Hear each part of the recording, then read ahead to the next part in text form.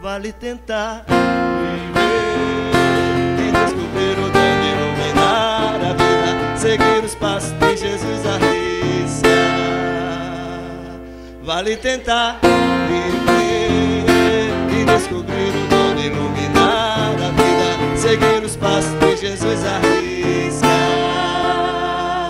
Está na hora de recomeçar uma nova explosão de vida, com fé, com garra, com alegria, em qualquer hora, em qualquer lugar, resplandecer, iluminar a terra, que alegria é viver. Está na hora de recomeçar uma nova explosão de vida, com fé, com garra, com alegria, em qualquer hora, em qualquer lugar, resplandecer, iluminar a terra, que alegria é viver.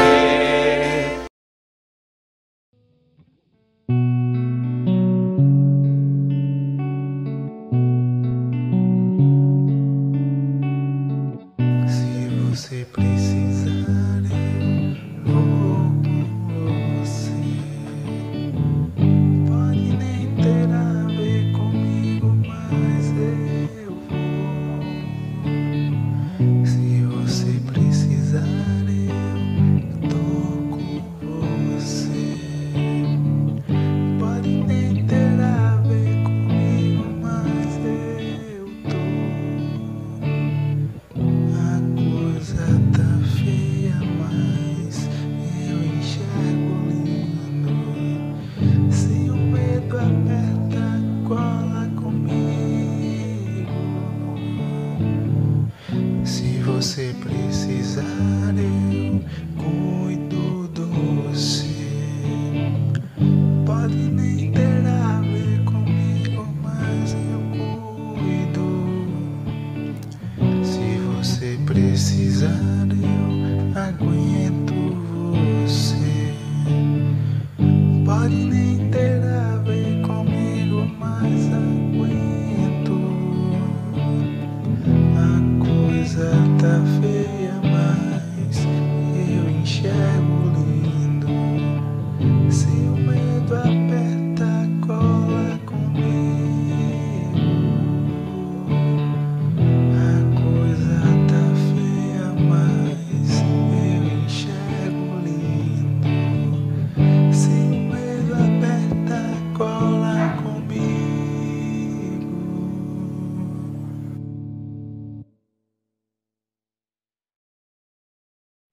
Ó Deus, muito obrigado, Pai querido, por esse privilégio que nos concede neste momento, Deus querido, no início deste culto, de levar os nossos pensamentos, nossos pedidos, as nossas necessidades diante de Ti. E, sobretudo, ó Pai querido, te pedir também por este culto, pela Igreja Batista Viva, que nesse momento está reunida em diversos bairros de Natal, para assistir, ó Deus querido, este culto que a Ti nós somos devedores. Ser com as pessoas que estão envolvidas, ser com o mensageiro, que vai nos trazer a mensagem, ó Deus querido, que Tu possa estar preparando os nossos corações também para ouvir a Tua palavra. Nesse momento, ó Deus querido, nós queremos colocar diante de Ti as nossas angústias, os nossos pedidos, as nossas petições, ó Deus querido. E também, ó Pai, queremos Te agradecer pela semana que nos deste em paz, pelo ar que respiramos, pela comida, pela água que bebemos. Enfim, ó Deus querido, por esta semana nós queremos também Te pedir, ó Deus querido, pelas pessoas que estão em leito de hospital, se tratando, ó Deus querido, de Covid ou de outra enfermidade. Nós Te pedimos, ó Deus querido, que Tu possa iluminar aos médicos, todas as partes que estão envolvidas, ó Deus querido, na recuperação da saúde do Teu povo. Nós Te pedimos também, ó Deus querido, por aquelas pessoas que não congregam com nós, mas que com certeza, ó Deus querido, também estão ao alcance da Tua palavra nesse dia. Nós Te rogamos a Tua proteção e sei, ó Deus querido, nós Te pedimos uma semana de bênção e de paz para todos nós. Sei com a mensagem que vai ser feita, ó Deus querido, que o Senhor possa nos abençoar e que nós possamos, ao término desse culto, ó Deus querido, te agradecer pela tua presença em nossas vidas e que o Senhor possa nos acompanhar durante toda esta semana. Enfim, nós queremos lembrar daquelas famílias, Deus querido, que perderam algum dos seus queridos para esta enfermidade. Mas que o Senhor pode recuperar, ó Deus querido, aqueles que ainda estão, ó Deus querido, em leito de hospital, em isolamento, em casa, ó Deus querido, enfim. Que o Senhor possa ajudá-los, ó Pai querido, na recuperação desta semana. Senhor Pai, com todos nós, tudo isso nós te pedimos, não porque nós merecemos nada de Ti, mas no nome santo de Jesus, que vive e reina, hoje e para todos sempre. Amém. Boa noite. Estamos juntos mais uma vez em mais um encontro da Igreja Batista Viva, em que tentamos manter a nossa amizade, esse sentimento de familiaridade vivo, mesmo fisicamente distantes, e tentamos também entender um pouco mais do que Deus sonha e constrói como experiência de vida terrena e eterna para nós. Hoje vamos conversar sobre todo esse tema que orbita o mês de setembro. Há alguns anos, em todo o mundo e também no Brasil, Setembro Amarelo. Vamos pensar um pouco sobre isso. Nós acreditamos, eu acredito e sei que você também, que o cristianismo ele é um sistema construído por Jesus, uma forma de pensar e de viver que valoriza a vida, que valoriza o ser humano, de valorização e de respeito à vida de cada um de nós e do próximo em nosso lugar. Então eu espero que todas as canções e as conversas que teremos aqui entre nós, os textos que leremos, eles nos conduzam a isso, a refletir sobre a importância e o valor da vida humana quando nós olharmos para nós mesmos e quando nós olharmos para o próximo. É isso que eu desejo para mim e para você, e que ao final dessa jornada, dessa noite, a gente consiga também ter os caminhos certos para pedir ajuda ou para encaminhar alguém a receber alguma ajuda profissional, realmente instrumental, alguém que passa por um momento de extrema fragilidade emocional ou psicológica. Que o Senhor nos abençoe e nos leve a um bom caminho nessa noite. Setembro Amarelo, prevenção do suicídio. A vida é 10% o que acontece com você e 90% como você reage a isso. Isso está numa mensagem que Miriam postou no grupo IBAV, chamada Taxista, Lição de Vida, alguma coisa assim. Muito difícil falar sobre suicídio em poucos minutos, mas eu vou tentar abordar apenas um assunto, ou seja, eu vou reduzir muito a mensagem, tá? Por uma questão de tempo. Os suicidas, eles recebem o lixo que a vida deposita sobre eles, mesmo que eles despejem em alguém, mas eles nunca ficam com o seu caminhão vazio, né? O caminhão está sempre cheio. Isso causa sofrimento e a vontade deles de escapar da vida, né? Então, assim, o que se pode fazer? Vou fazer uma analogia com essa mensagem, porque essa mensagem fala sobre ação e reação, tá? Então, numa atitude pessoal, quando é você que tem os problemas, que você tem as ideias suicidas, né? Você tem duas opções, agir ou reagir. Ação pressupõe escolha, pressupõe pensamento antes do sentimento, ou prevalência do pensamento. Então, assim, quando você recebe uma coisa ruim de outra pessoa, você tem essa opção, né? Na ação é você que começa, você é o comandante da atitude, certo? Então, isso ajuda, né? Isso ajuda, porque você não fica carregando o lixo dos outros. Se a outra pessoa estava com problema, alguma coisa, e jogou em cima de você, nem sempre você é o responsável por isso. Aliás, quase nunca, né? Ela é responsável, ela tem os problemas. Você não precisa recolher essas coisas. Então, o simples fato de você não agir impensadamente, não reagir, né, impensadamente, já com sentimento, porque na reação você dá o comando para outra pessoa. A pessoa se comportou de uma forma e você, pá, reagiu com o seu sentimento. Tem gente que não aguenta, eu sei, eu entendo isso.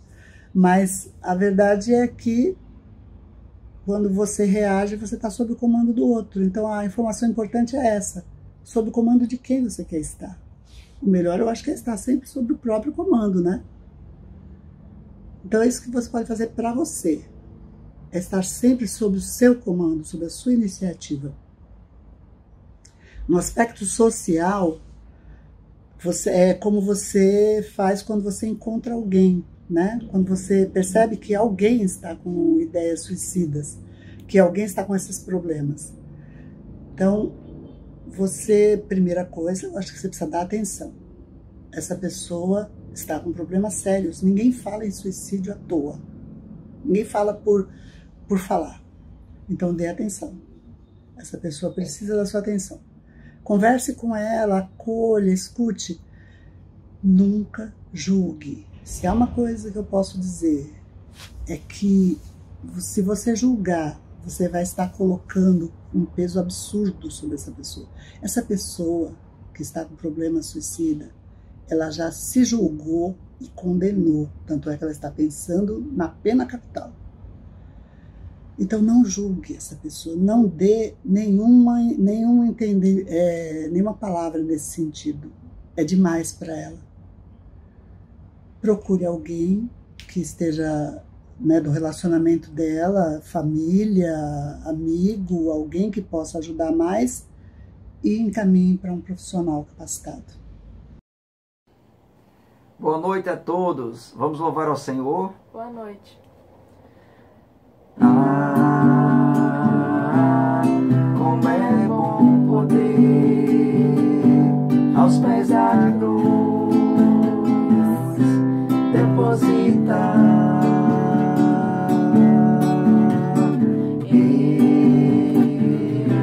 este meu fardo pesadeado de carregar. Não ter que andar ansioso e nada senão ao Deus tudo levar, grata e súplice oração. E a paz de Deus então mente e coração guardará em Cristo Jesus.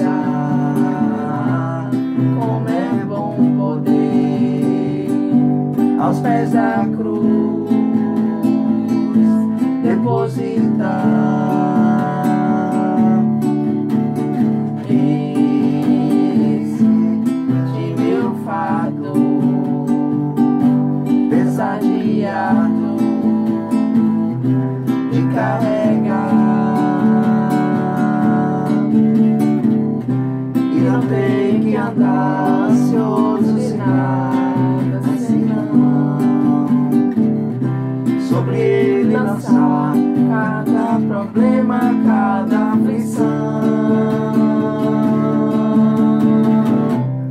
E a paz de Deus então mente e coração guardará em Cristo Jesus. Como é bom poder, como é bom saber. Amém. Boa noite, irmãs e irmãos. O pastor Geandre me pediu para que eu hoje à noite trouxesse uma breve reflexão acerca do tema do Setembro Amarelo. No dia 10 de setembro acontece o Dia Mundial de Prevenção ao Suicídio, proposto em 2003 pela Organização Mundial de Saúde e pela Associação Internacional de Prevenção ao Suicídio, com o objetivo de incentivar ações de conscientização e prevenção do suicídio. Isso se deu em função de um aumento significativo nas estatísticas, mesmo subnotificadas, do suicídio entre jovens, chegando a ser, no mundo, a segunda causa de morte entre os jovens de 15 a 29 anos. A subnotificação acontece, entre outras razões, pelo preconceito e pelo estigma em torno desse tema. As cifras são inquietantes. Cerca de 800 mil pessoas morrem e para cada uma que morre, 20 outras tentam. A cada 40 segundos, alguém se suicida no mundo. Para a Organização Mundial da Saúde, o suicídio é um fenômeno complexo, multifacetado e de múltiplas determinações. Está relacionado à questão de saúde, mas não necessariamente à saúde do indivíduo somente. Assim, questões relacionadas a problemas com a saúde do sujeito, mas há também doenças sociais. A fome, o desemprego, o abandono, o não pertencimento ou o pertencimento a grupos minoritários, a falta de perspectiva, são fatores básicos que podem, inclusive, contribuir para os chamados transtornos mentais e também para o suicídio. 79% dos suicídios no mundo acontecem em países de baixa e média renda. Isso é importante porque, para pensarmos ações de prevenção, temos que entender o fenômeno em sua complexidade. Por que falar de suicídio? Primeiro, porque 90% dos casos são evitáveis. Quando uma pessoa chega ao ponto de não enxergar mais saída, é porque o sofrimento está insuportável para ela sozinha. Os relatos mostram que as tentativas são para se livrar de uma dor insuportável. A pessoa não está buscando a morte. Vivenciar sofrimentos, angústias que nos desalojem e nos façam questionar o nosso lugar faz parte da dor de existir e pode ser mobilizador, principalmente para os jovens e para pessoas bem jovens. Já temos relatos, de professores muito preocupados com o que as crianças têm trazido, com o que as crianças têm dito. Tem mobilizado muita angústia nos professores. Segundo, por que falar? E mais que isso, ser escutado por alguém pode salvar vidas. Muitas vezes os sinais não são tão claros. Até porque estamos numa sociedade de winners, vencedores. E ser um loser, um perdedor, é uma vergonha. Falar de fracassos ou até admitir um fracasso, uma angústia, um medo, uma tristeza, pode ser quase da ordem do impossível para algumas pessoas. Às vezes, esse fracasso tem a ver com um namoro, um abandono, ou até uma demanda familiar frustrada. Terceiro, importa falar. Para que nós, comunidade, sociedade, possamos atravessar o estigma e o preconceito para com os diferentes e com os que sofrem. Mas até para falar e escutar, essa fala e essa escuta no campo do social precisam ser revestidas por uma responsabilidade e compromisso ético, aliados aos estudos e pesquisas no campo da ciência. É importante a gente se certificar até que ponto podemos ajudar alguém e a partir de quando devemos acompanhá-lo na busca por uma ajuda profissional. Mas se queremos ajudar, temos que estar atentos a alguns pontos. Vou elencar aqui alguns. Evite falas moralistas e individualizantes. Falas que beiram autoajuda podem soar bem para alguns, às vezes nos livrar da nossa própria angústia. Mas devemos ficar atentos a essas simplificações que as autoajudas trazem. Em geral, essas falas tendem a atribuir a causa do sofrimento somente à própria pessoa, responsabilizando por sua consequente melhora e felicidade. Como se a dor fosse algo fácil de resolver, como uma simples mudança de atitude voluntária por parte da própria pessoa. Às vezes não é bem assim. A pessoa tem a sua parcela, mas é importante que ela faça um percurso. Segundo, não minimize o sofrimento. Comparar ou questionar o sofrimento expresso não contribui em nada para a saúde mental da pessoa. Parece um tanto óbvio dizer isso, mas infelizmente é comum ouvir que o comportamento suicida tem por objetivo chamar atenção ou seguir frescura. Isso é um risco tremendo, né, que nenhum profissional de saúde deveria querer correr. Né? É melhor que a gente, profissional, seja tido como um tolo, como um bobo que caiu, né, do que a gente depois ser responsabilizado, né, por ter feito um julgamento equivocado, um diagnóstico equivocado. Não patologize o suicídio. Suicídio não é doença. Suicídio é um ato. É um ato no fim de um percurso. Ainda que haja uma relação do suicídio com alguns transtornos mentais, não podemos reduzir o sofrimento humano ao adoecimento mental. Nem toda pessoa em sofrimento intenso e com comportamento suicida possui transtorno mental. Assim como nem toda pessoa que possui um transtorno mental apresentará um comportamento suicida. Considere o sofrimento dos enlutados. Prevenir o suicídio também é cuidar daqueles que perderam um ente querido pelo suicídio. Tome cuidado para não atribuir ou intensificar a culpa já vivida por alguns enlutados, ao tratar, por exemplo, dos sinais de alerta e dos fatores de risco para o comportamento suicida, como se fossem fórmulas prontas, fáceis e simples de serem identificadas. Certifique-se de que possui a formação e conhecimento necessários. Reproduzir dados incorretos sobre esse tema pode intensificar o sofrimento de pessoas já vulnerabilizadas, além de ser um desserviço para a sociedade. Temos que ter muito cuidado com o que divulgamos, com o que é exposto na mídia. Não vamos contribuir com essa exposição insana nas redes sociais, porque isso tem efeitos de aumento no número de suicídios. O acolhimento como atitude ética norteadora do cuidado pode salvar vidas. Pedro, o apóstolo, nos exorta a exercer um profundo amor fraternal e a sermos hospitaleiros. Paulo, quando escreveu a Timóteo, também nos lembrou que a hospitalidade é fundamental. E também, na carta aos Romanos e aos Hebreus, somos alertados por ele a praticar a hospitalidade.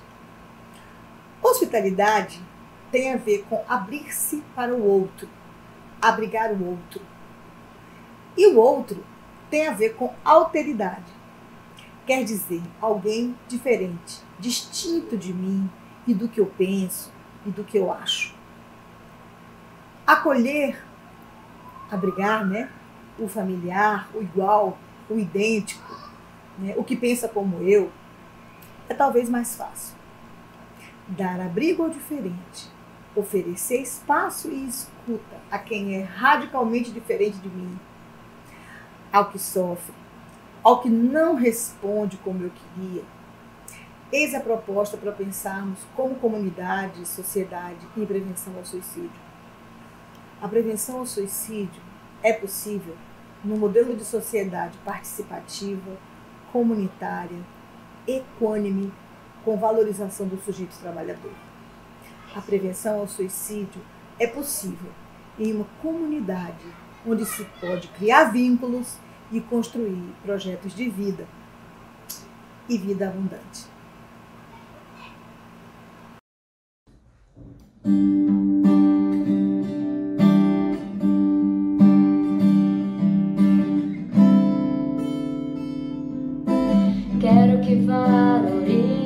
você tem. Você é alguém tão importante para Deus. Nada de ficar sofrendo angústia e dor nesse seu complexo interior, dizendo às vezes que não é ninguém. Eu venho falar do valor que você tem. Eu venho falar do valor que você tem. Ele está em você, o Espírito Santo se move em você, até com gemidos inexprimíveis, inexprimíveis. Daí você pode então perceber que pra Ele há algo importante em você. Por isso levante e cante, exalte ao Senhor. Você tem valor, o Espírito Santo se move em você. Você tem valor, o Espírito Santo se move em você. Você tem valor, o Espírito Santo se move em você. Você tem valor, o Espírito Santo se move em você. Quero que valorize o que você tem. Você é alguém tão importante para Deus. Nada de ficar sofrendo angústia e dor nesse seu complexo interior, dizendo às vezes que não é ninguém.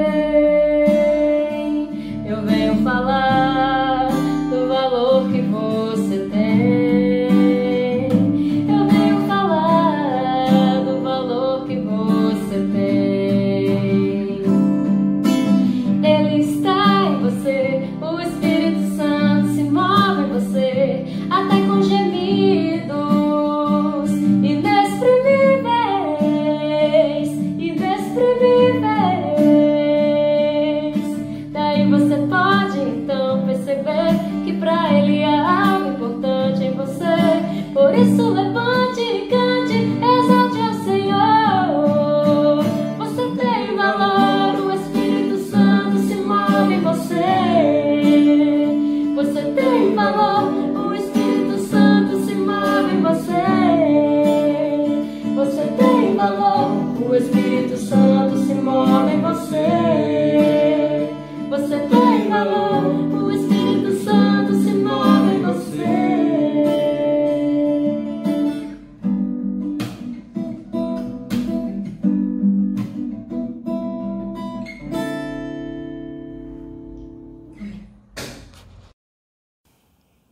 Amém.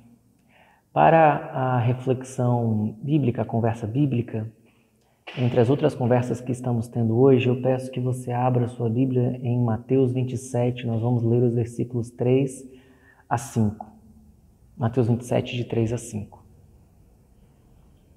Na nova tradução da linguagem de hoje, Mateus 27, a partir do versículo 3, diz o seguinte: Quando Judas, o traidor, viu que Jesus havia sido condenado, sentiu remorso e foi devolver as 30 moedas de prata aos chefes dos sacerdotes e aos líderes judeus, dizendo: Eu pequei entregando à morte um homem inocente.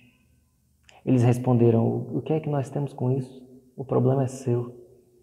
Então Judas jogou o dinheiro para dentro do templo e saiu, depois foi e se enforcou. Para muita gente, um dos maiores e mais sádicos prazeres de Deus, da igreja e dos cristãos é apontar os erros dos outros. Tem gente que acha que o que Deus gosta de fazer, ou a igreja, ou cada um dos cristãos, é isso, é fazer as pessoas se sentirem culpadas. Exatamente ao lado da Faculdade de Teologia em Recife, do seminário, nos anos em que passei ali, existia uma instituição bem ao lado, exatamente no muro ao lado, uma instituição de internação de pessoas com patologias mentais. Um sanatório, assim, era chamado. E pessoalmente eu lembro de muitas dessas pessoas cantando hinos cristãos abraçadas às grades das suas janelas, enquanto eu caminhava pelas calçadas. Era gente que talvez tenha sido castigada com uma culpa pesada demais e tenha quebrado debaixo de um fardo tão grande que não conseguiu suportar. É por isso que muita gente classifica o cristianismo como um discurso de culpa, baseado na culpa. Para essas pessoas que sentem isso vindo do discurso cristão, o instituto da culpa acaba parecendo algo sempre ruim. Afinal, na cabeça, na forma de pensar de algumas pessoas, ninguém deveria se sentir culpado. Todos somos livres, eu posso ser quem eu quiser, eu posso fazer o que eu quiser, não preciso me sentir culpado por nada e só me arrependo do que eu não fiz. Mas mesmo não estando sozinha nisso, a Bíblia, ela realmente fala muito de culpa. Salmo 32, de 3 a 5, diz o seguinte: enquanto não confessei o meu pecado, eu me cansava chorando o dia inteiro. De dia e de noite tu me castigaste, ó Deus, e as minhas forças se acabaram como o sereno que seca no calor do verão. Então eu te confessei o meu pecado e não escondi a minha maldade. Resolvi confessar tudo a ti, e tu perdoaste todos os meus pecados. Salmo 32. Para o Deus da Bíblia, então, o sentimento de culpa tem um lugar insubstituível no processo de crescimento emocional, psíquico ou especificamente espiritual em se tratando da Bíblia. Alguém faz uma coisa errada e quando faz, precisa se sentir culpada por isso. A culpa ocupa um lugar insubstituível, porque só quem erra e nunca se sente culpado por isso, não sente culpa nenhuma por ter errado, é o sociopata ou é o canalha inveterado. A culpa é um passo indispensável no caminho do arrependimento sincero e da transformação de comportamento. O próprio Deus parece ter colocado a semente da culpa no coração do homem. A teologia chama isso de revelação moral de Deus. É a ideia de que, mesmo sem ninguém nunca ter ensinado, alguns comportamentos são assumidos como essencialmente errados pela maioria das pessoas. Trair, mentir, roubar, bater, matar, entre outros comportamentos dentro ou fora da igreja, ou em ajuntamentos humanos em que o cristianismo nunca chegou. Gente das mais diferentes culturas, nas mais diferentes épocas e lugares, entendem esses comportamentos como essencialmente errados. Então, dentro ou fora da igreja, ninguém parece realmente conseguir escapar completamente da culpa. Mas ao olhar para cada pessoa, é possível perceber que existe gente que lida melhor com a culpa e existe gente que lida pior com ela. Tem gente que, ao se sentir culpado, chora amargamente, respira fundo, levanta, sacode a poeira e dá a volta por cima, como Pedro fez quando se sentiu transtornado por ter deixado Jesus e tê-lo negado. Chorou amargamente, mas teve tempo de retornar. Do outro lado, infelizmente, tem gente que acaba sendo devorada pela culpa. Gente que não se perdoa e que rasteja rapidamente para a solidão, para a depressão ou para os lugares mais escuros dos pensamentos suicidas. Como Judas, como aconteceu com Judas. Judas não conseguiu lidar com a sua culpa. Judas adoeceu de culpa. E não é para adoecer de culpa, não precisa adoecer, porque Deus não é um acusador. Jesus não é um acusador. É bom lembrar do episódio, inclusive, da mulher que foi jogada ali no chão e cercada de homens prontos para apedrejá-la. E pedem que Jesus dê sua opinião e ele diz a célebre frase: quem não tem pecado que atire a primeira pedra. E quando todos largam suas pedras e vão embora, a pergunta de Jesus para ela é: onde estão os teus acusadores? Ninguém te condena? Eu tampouco te condeno, vai, não peques mais. Deus não é um acusador, Jesus não é um acusador. Na verdade, a Bíblia chama o diabo de acusador 6 vezes no texto bíblico, inclusive quando apresenta a pena do diabo pelo crime de ter sido tantas vezes o acusador. Apocalipse 12, 10 diz o seguinte: então ouvi uma forte voz no céu que dizia, Apocalipse 12, 10, agora chegou a salvação de Deus. Agora Deus mostrou o seu poder como rei. Agora o Messias que ele escolheu mostrou a sua autoridade. Pois o acusador dos nossos irmãos, que estava diante de Deus para acusá-los dia e noite, foi jogado fora do céu. O acusador dos nossos irmãos, que estava diante de Deus para acusá-los dia e noite, foi jogado fora do céu. Todos os líderes cristãos, os sistemas religiosos, as igrejas, os pastores, os padres, que em algum momento se renderam à sedução de depositar culpa demais sobre alguém, estavam, na verdade, assumindo não o papel de Cristo, não estavam sendo profetas, não estavam sendo discurso do cristianismo, não estavam sendo imitadores de Jesus. Estavam, na verdade, assumindo o papel do próprio diabo como acusador dos irmãos. Soterrar gente debaixo da culpa é um crime. A Bíblia não existe para isso. A Bíblia não é dedo na cara. A Bíblia não é a história de um Deus que ama nos fazer sofrer. A Bíblia é a história de um Deus que sofre por nos amar.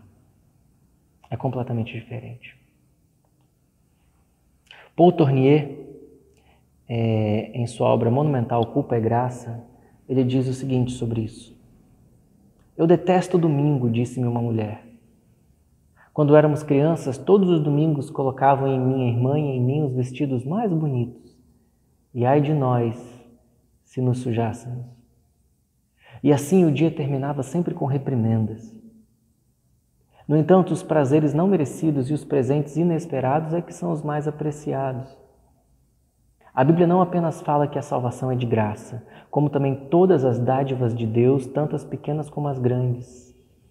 A Bíblia nos mostra, contrariamente à ideia dos que sofreram uma educação muito severa, um Pai Celeste que se alegra com a felicidade de seus filhos e se alegra em dar a eles alegria.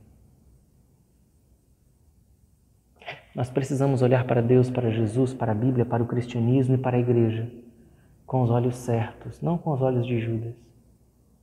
Porque a culpa pode ser remédio ou pode ser veneno, dependendo da quantidade. Existe o arrependimento necessário e existe o desespero desnecessário.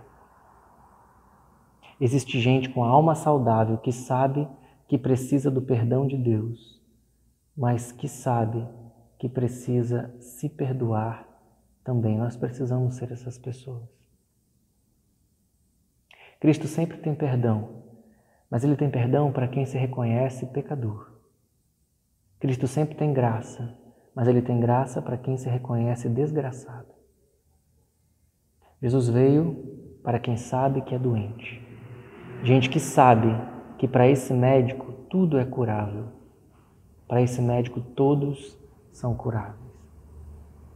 E é o meu desejo para mim e para você, que nós consigamos encontrar a medida certa do sentimento de culpa em nosso coração. Uma culpa que nos conduza ao arrependimento, não ao remorso. Uma culpa que nos leve a procurar o perdão e a graça, e não a escuridão ou a solidão ou nada assim.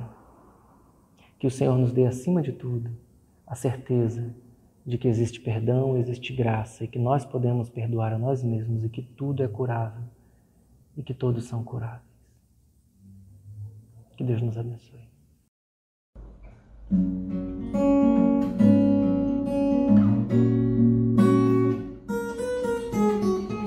Tem coisas que eu não esperava mais.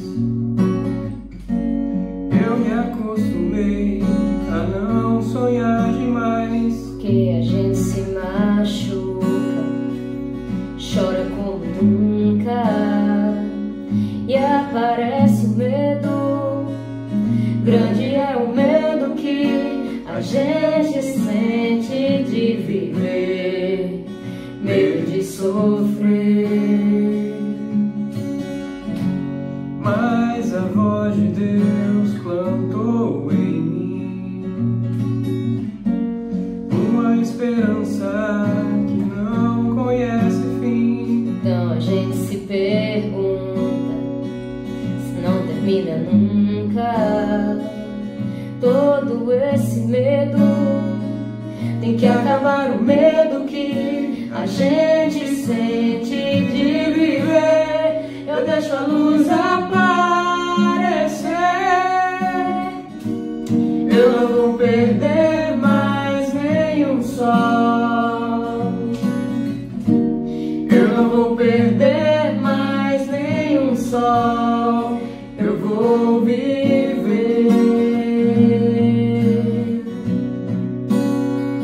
Eu vou viver.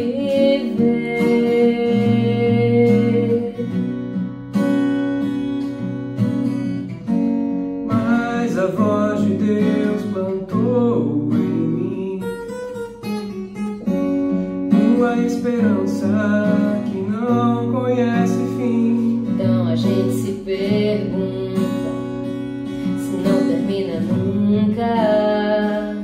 Todo esse medo tem que acabar, o medo que a gente sente de viver. Eu deixo a luz aparecer. Eu não vou perder mais nenhum sol. Eu não vou perder mais nenhum sol. Eu vou viver.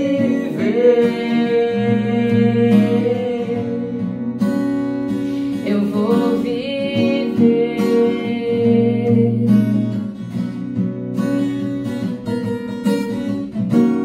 Eu não vou perder mais nenhum sol. Eu não vou perder mais nenhum sol. Eu vou viver.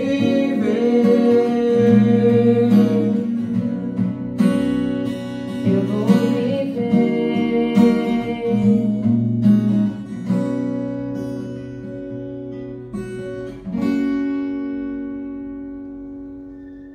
Amém.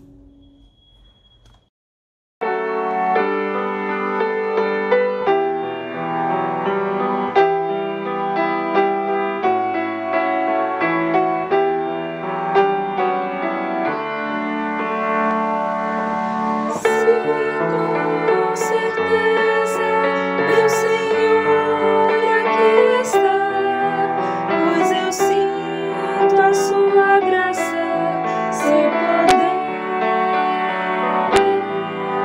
Refletir em cada face aqui, sua glória posso ver. Sim, com certeza, meu Senhor aqui está. Sim, com certeza, meu Senhor aqui está, pois eu sinto a sua graça, seu poder. Refletir em cada face aqui, sua glória posso ver. Sim, com certeza, meu Senhor aqui está. Sim, com certeza, meu Senhor aqui está, pois eu sinto a sua graça, seu poder. Refletir em cada face aqui, sua glória posso ver. Sim, com certeza, meu Senhor aqui está.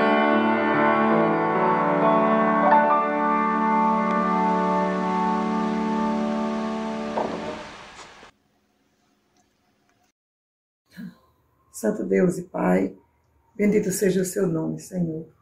Pai bendito, nós queremos te agradecer nesta hora pelo culto que foi realizado, Senhor Deus, que a ti foi oferecido. Esperamos que o Senhor tenha recebido este culto como mais profundo do nosso amor, do nosso louvor, Senhor Deus, da tua igreja que tem continuado firme, Senhor Deus, sempre procurando estar junta, Senhor, mesmo nesse tempo adverso. Tem procurado te servir da forma que pode. Nós te agradecemos pelos irmãos que têm cooperado, Senhor Deus, para que tua obra permaneça, Senhor. Nós te agradecemos pelo nosso pastor, por sua família, por todos aqueles que têm levado esse trabalho e que têm permanecido, Senhor Deus, no intuito de propagar a tua palavra àqueles que necessitam de ouvi-la, Senhor, como hoje foi feito nesta noite. Nós te agradecemos, Senhor, por tudo.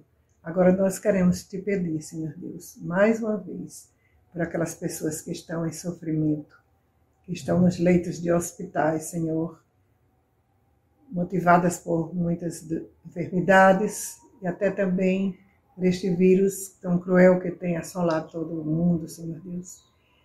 Que chegues ali alentando-as, Senhor Deus, levando, Senhor, as tuas mãos saradoras, Pai bendito.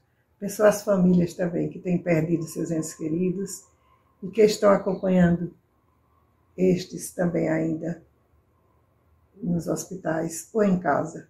Que cada uma pessoa envolvida nesses casos, Senhor Deus, possa ser revestida de força, de coragem e de alento, Senhor Deus, para saber administrar, Senhor Deus, essas horas difíceis, porque estão passando.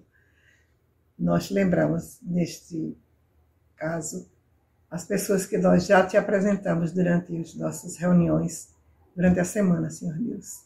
Que ali tu chegues, Pai bendito, para dar a tua cura, Senhor Deus, se for da tua vontade. Nós te agradecemos, Senhor Deus, por esta semana que passou e também te pedimos pela próxima semana, que hoje inicia, que possamos continuar firmes, sempre aguardando, Senhor Deus, a tua bênção, que o Senhor tem preparado para nós a cada dia.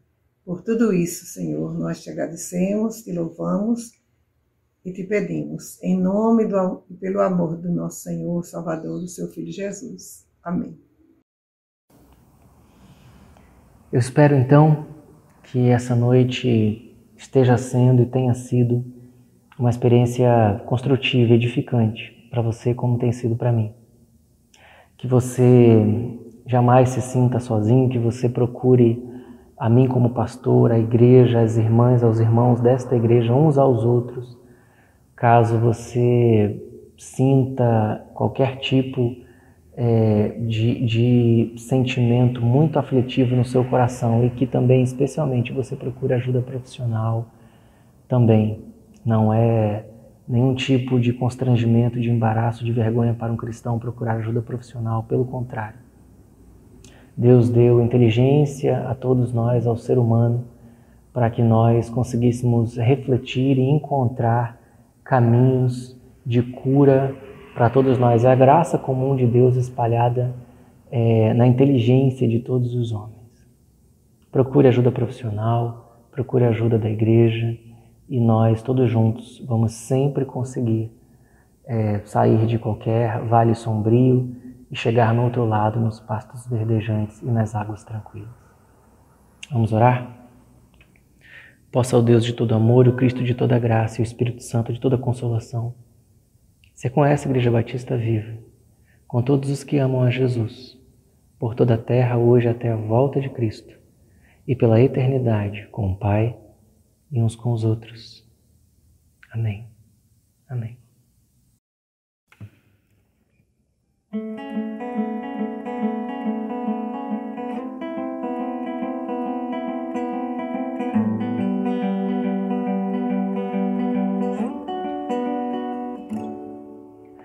Veja, não diga que a canção está perdida. Tenha fé em Deus, tenha fé na vida. Tente outra vez.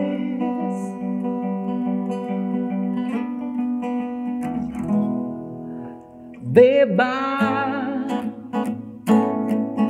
pois a água viva ainda está na fonte. Você tem 2 pés para cruzar a ponte. Nada acabou.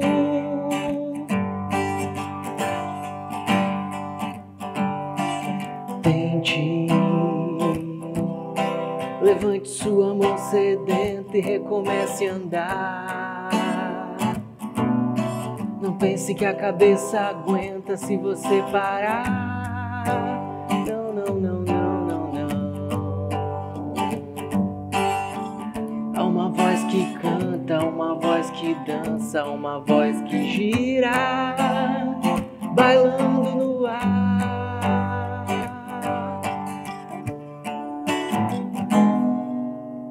Tente.